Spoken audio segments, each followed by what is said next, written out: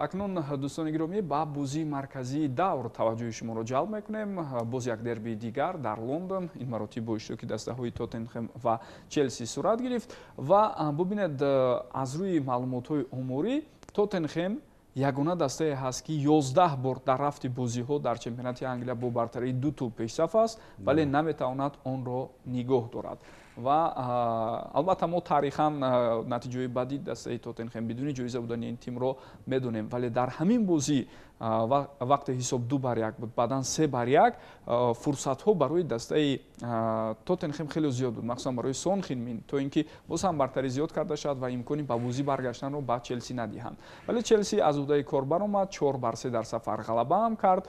хуб пеш аз ҳамин бозӣ Энсо Мареска сармураббии дастаи Челси ишора карда буд ки ин танҳо бошгоҳи гӯем Кол Палмер нест, балки шумо дар рафти ин бозӣ хоҳед дид вариантҳои дигари ҳуҷумҳо ва умуман бозии dastavi این تیم رو و فکرم با همین اندیشه که مربی ایتالیایی گفت تا جای روزی شدن لازم زیرا در رفت این عقوبت اگر چند کول پالمر 2 گل از پنالتی زد ولی در مجموع حرکات فوتبالبازان دیگری دسته چلسی هم خوب بود. برای مثال گل زده سانچو به نهایت زیبا بود، همچنین انسو به نهایت خوب بازی کرد در مرکزی میدان. خوب می‌خواستم اکنون اندیشه شما رو راجع به بازی مرکزی دور هم برای بینندگان پیشنهاد کنم. من این بازی رو شرح داده بودم، بازی دستای توتنهام و چلسی رو. بازی البته با یک بازی بین کوچه ها مانند بود، چون که دو دسته صرف پروفسیونالی در نیمه اول بود با چنین اشتباهی زیادی راه ندهند. اونه که چلسی با چنین خطا راه داد و توتنهام راه داد. کوکورلیا در آغاز رقابت به 2 مرتبه از پا افتید، به نظرم زمستان شده است و تا نوسپایزال‌های تابستانی خود را نکشیده است. بعد از 2 گل پایافزال‌های خود را عوض کرد و واقعا هم بازی دیگر شد، چون که بعد از همین 2-0 که از 2 اشتباه کوکورلیا زده شدند، کوکورلیا رفته توسط کنار حرکت کرد، اسیست کرد و گل زده یکم دسته چلسی محض با اسیست همین فوتبالباز زده شد. درچند اونجا البته بسیارتر مهارت‌های انفرادی خود سانچو هم باید گفته شود، اما توسط کنار توپ را البته از همین بازیگر تو به نزدیکی جریمه گوه برد. در آغاز رقابت و عموما در نیمه اول دیدار همه کاری که توتنهام می‌خواست انجام دادن توانست. هم پرسینگ همین دسته کار میداد. خوب فوتبالبازان چلسی رو مجبور میکردن تو همیشه به خطا رو بدین. خودی روبرت سانچز در چند حالت توپ رو داد به فوتبالبازان دسته توتنهام. دفاعگران چگونه خطا کردن، نیم حمایتگران همچنین و اون گلایی که زده شدند مجبور کردن فوتبالبازان توتنهام بازیگران چلسی را تو با چنین خطا رو داده شود، چون که خودی کوکورلیا هم در گل یکم هم اسبافتی، در گل دوم زیر فشار قرار داشت. در گل یکم اشتباهی بی‌واسطه‌ای بود، در گل دوم او در کنار خطا کرد و یک بازیگر دیگر خط دفاعی دسته چلسی در تنهایی در بین 2 نفر موند. مو دیگر هیچ کار کردن نتوانست، از کنار برندن جانسون تو رو به داخل جریمه‌گاه پرتافت که این حالت هم با گل انجام یافت. یعنی 2 گل از اشتباهی داخل خط دفاعی دسته چلسی زده شدند و برای دسته چلسی همچون دسته جوان لازم است که خود اونها باید اول شده گل زنند، چون که هیئت اعظم جوان داره در پرمیر لیگ انگلیس دسته چلسی.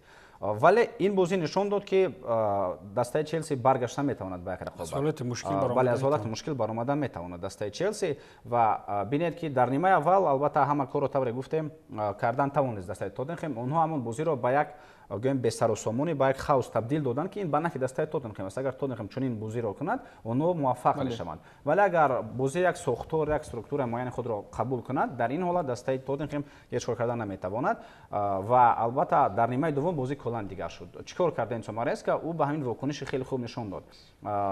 از کنار گرفته شد، کایسدو در کنار راست خط دفاع بازی میکرد، رومیو لاویا گرفته شد از میدان و کایسدو به مرکز میدان آورده شد. مالو گوستو در خط دفاع از کنار چپ به میدان آمد و از نگاه امورها از همه پاس‌های دقیق رو در نیمه دوم از مالو گوستو داد. در نیمه دوم چون از کنار دیگر کوکورلیا از همه زیاد به خط هجوم میرفت و در موقع بازیگر مرکزی در موقع فوتبالبازی رقم 10 خیلی زیاد قرار میگرفت. از اونجا ضربه هم حتی به طرف دروازه اجرا میکرد، در چند ضربه اینقدر خوبم کوکورلیا روان کرد. خلاص در نیمه دوم انسو فرناندز بالاتر برده شد، کوکورلیا بالاتر برده شد، مالو گوستو پاس‌های دقیق داد، موزس کایسدو дар хатти нимҳимояи дифоӣ бозии беҳтарини худро нишон дод ва тавонист дастаи челси як сохтори муайяни бозиро гираду дар қисми дуввум куллан ҳолат дигар шуд. Ягон зарбаҳои футболбозони Тоттенхемро то дақиқаи 60 надидем. Ба пуррагӣ прессинг мекард дастаи челси, ба ҳуҷум мегузашт ва дар ниҳоят ин ба гол задаи Кол Палмер овард ҳангоме ки дар дохили ҷаримагоҳ қоидаи бозӣ вайрон карда шуд. Баъд аз ин боз як фурсати дигар, боз ҳамонҷо Кол Палмер голро созмон дод, чунки аз канор 4 нафарро ӯ ба худ ҷалб кард. Ҳангоме ки зарба зад, то баъд аз зарба ё ба пои футболбози Тоттенхем зада рост ба назди хуб Энцо Фернандес омад. Фернандес бошад зарба бо пои чап зад, то вориди дарвоза гардид. Яъни ин голро ҳам Кол Палмер созмон дод. Баъд аз он Кол Палмер боз як голи дигарро аз пеналти зад. Дар ин ҳолат бар муқобили худи қоидаи бозӣ вайрон карда шуд.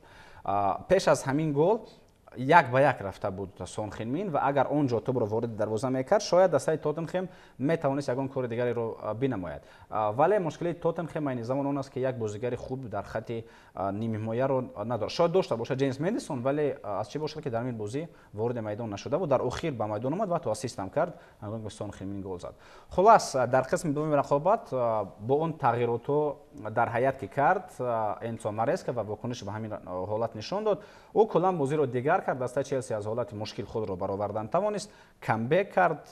Маълум буд дар нимаи дуввум он осебҳое ки Кристиано Ромеро дар нимаи аввал дошт, Бренан Ҷонсон гирифт, Мики Ван де Вен гирифт, ҳама ин бо се бозигар иҷборан аз майдон гирифта шуданд. Ин албатта таъсири худро мерасонад ва ин якум. Дуввум албатта он тағйиротҳое ки Энцо Мареска кард ва Анже Постекоглу бошад, ҳеҷ чиз ба ин дода натавонист. Яъне ҷавоб гардонда натавонист. Танҳо бо ҷавоб гардондан метавонист шояд, аммо хеле дер ӯ футболбозони захиравиро ба майдон ворид кард. Яъне Анче Грей, хуб Джеймс Мэдисон, онҳо дар охири рақобат ба майдон омаданд ва танҳо чанд дақиқае ки ба Мэдисон дода шуд, ӯ бисёр бозӣ хуб нишон, зарбаи қавӣ зад, ҳолати мушкил ба вуҷуд овард, пас дод ба Сон Хин-мин ҳангоме ки ӯ гол зад. Дер ҷавоб гардонд Анже Постекоглу, ҳарчанд бозигарони ба майдон оварда ё каме заифтар албатта аз бозигарони Челси ҳам бошанд, вале Челси бо назар дошти он зарфият ва иқтидоре ки дорад, тавонист ин бозиро ба нафи худ ҷанбаст менамояд ва акнун онҳо ба зинаи дуввум баромадан 2 имтиёз пеш аз Арсенал ҳастанд. Бале. Хуб, гулрӯз хеле муфассал ҳарф зад дар бораи рафти бозӣ, тағйиротҳо, таъсири кори мураббиён. Фикр мекунам Имонбек паҳлӯҳои дигарро гап мезанад барои ман танҳо ҳаминро мегӯям ки ин шарҳи такрории бозии Челси Тоттенхем буд ва худро дар утоқи шориён эҳсос кард дубора. Барои ҳамин ягон гапи зиёдтии дигар нест. ташаккури зиёд. Хуб, ҷаро ягон гап. Барои мисол шумо айни замон дастаи Челсиро ҳамчун дастае мебинед ки метавонад дар пойгаи қаҳрамонӣ барои Ливерпул гӯем як рақиб бошад. ҳозир агар ман як ҷумла сар кунам, ин бо нимаи дуюми бозиро дуюмбора такроран шарҳ медиҳад. Барои ми боз не ҳамчун аз нигоҳи қаҳрамони, аз нигоҳи пойгаи фурсат додан, аз нигоҳи пойгаи қаҳрамони акнун барои ман фурсат медиҳам ки 45 минути дигарро боз такроран шарҳ диҳад. Барои ин бояд шумо бисёр гап заданро одат кардаед, шумо бояд бисёр гап занед. Шумо садои аз ҳама баландтар дар телевизион доред. Барои мин садои шумо бояд бегазанд бод гуфтамон суруди миллӣ. Аз нигоҳи пойгаи қаҳрамони дастаи Челси акнун барои Ливерпул метавонад гӯем ки рақиб бошад. Яъне ин ҳам номзад барои қаҳрамонӣ акнун ҳаст ё на? ҳозир функсияи барандагиро гирифт. Акнун он басандагӣ накард барояш меҳмон будан коршинос. Марамат ҳа ё не? Лекин аз нигоҳи қаҳрамонӣ агар фикр кунем, танҳо Челси метавонад айни ҳол бо Ливерпул сар ба сар шавад. Бубинед Тоттенхемро баъд аз пирӯзии бар ду Манчестер таърифу тавсиф кардем, лекин баъдан мебиёяд аз Борнмут шикаст мехӯрад, бо Фулхем наметавонад рӯи рост ба қавли гап задан, ба қавли маҳаллӣ. Баъдан чунин бозии нобарқарор, баъдан мо ба Тоттенхем бовар кардан наметавонем. Вале Арсенал чӣ? Арсенал ҳам бубинед Манчестер Сити чӣ? шумораи он мусовиое ки кардааст Салака, ман мисол овардам дар қиёс ба мавзӯи пешин. Ман ростига бештар ба Ман Сити бовар дорам дар қиёс ба оне ки ба Арсеналу ба Тоттенхем ба ин дастҳо. Ман Сити дар қиёс ба мавсимҳои пешин метавонад ба худ биёяд ва Гвардиолам нафари тасодуфие нест. ӯ аз ҳолат бароварда метавонад, ҳарчанд ки инҷо боз мусовӣ шуд ва боз гапҳои зиёдатӣ пайдо мешаванд. Лекин дар худи Челси бубинед, ҳарчанд ки Мареска дастаро тавсиф мекунад, валекин сами Кол Палмер бисёрам зиёд аст. Бубинед чӣ гуна 5 бозигаро ба худ ҷалб мекунад, барои бозигарони дигар мавқеи озод созмон медиҳад. Худи Ҷейдон Санчо барои Эрик тен Хаг дар кор набуд. Бубинед дар чунин бозиҳои мушкил чӣ гуна қаҳрамонӣ нишон медиҳад.